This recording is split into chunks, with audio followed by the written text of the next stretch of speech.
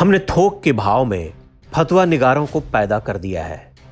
पिछले एक दशक में ये उफनाए हुए फतवा निगार कहते हैं कि वेद, वैदिक संस्कृति, रामकृष्ण, शंकराचार्य, महाराणा और शिवाजी से नीचे कुछ नहीं चलेगा।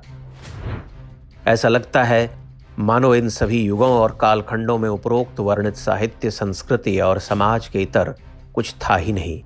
जिसे देखो वही ब्राह्मणोचित कर्म की तुरही बजाए फिर रहा।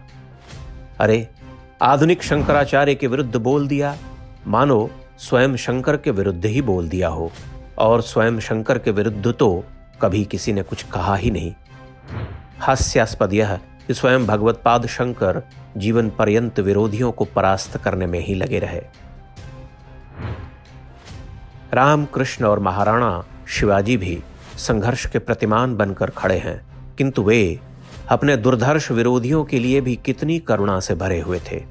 कौन समझाए इन उद्दंड अहंकारियों और फतवेबाजों को लगने लगा है कि ये सर्वज्ञ हैं।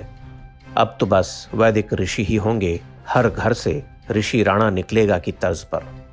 कभी विवेकानंद को गाली, कभी इसकी भर्त्सना, कभी उसकी निंदा, कभी किसी और का मूर्ति भंजन। अरे, आपने हिंदू धर्म का शतांश भी ग्रहण नहीं किया है। साधारण से साधारण मनुष्य में जो ग्रहणीय है उसे ग्रहण कीजिए और आगे बढ़िए। अगर कोई चमत्कार नहीं कर रहा परंतु एक विशाल जनसमूह का जागरण कर रहा तो वह आज वरेण्य है। सबकी मां बहन करना अनिवार्य नहीं। जिसे आप गाली देते रहते हैं वह एक विशाल जनमानस का नायक हो सकता है। कोई जरूरी नहीं कि वह महान ही हो, किंतु कुछ तो अच्छा होगा उसमें। अगर वह निकृष्ट नीच ही होगा तो कब तक अपना रक्षण कर पाएगा।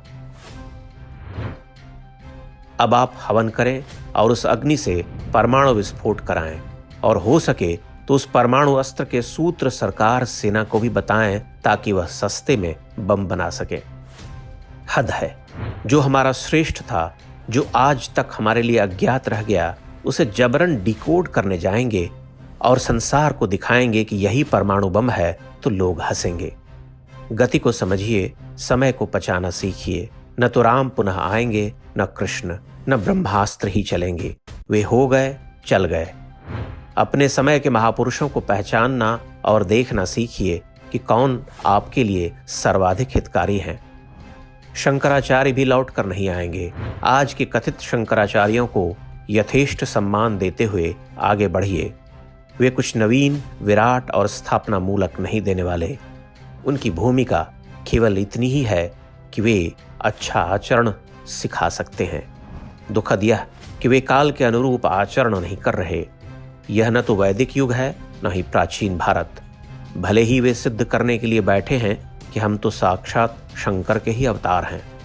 हमारी बात का बुरा लगे तो आदरणीय फतवा निगार महोदय, हमें सराप सकते हैं आप।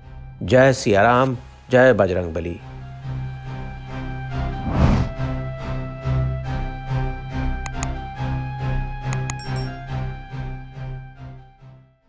इंडेक्स ऑनलाइन के वीडियो समाज को समर्पित हैं। आप इनको डाउनलोड करके जैसे चाहे वैसे प्रयोग कर सकते हैं। चाहे तो आप हमारे टेलीग्राम चैनल से जुड़ सकते हैं। वहां सारे नए पुराने वीडियो आपको मिल जाएंगे। हमारे सोशल मीडिया लिंक हर वीडियो के डिस्क्रिप्शन में होते हैं। हमारा एकमात्र उद्देश्य हिंदू समाज को जागृत और एकजुट करना है। इसमें सहभागी बने। धन्यवाद।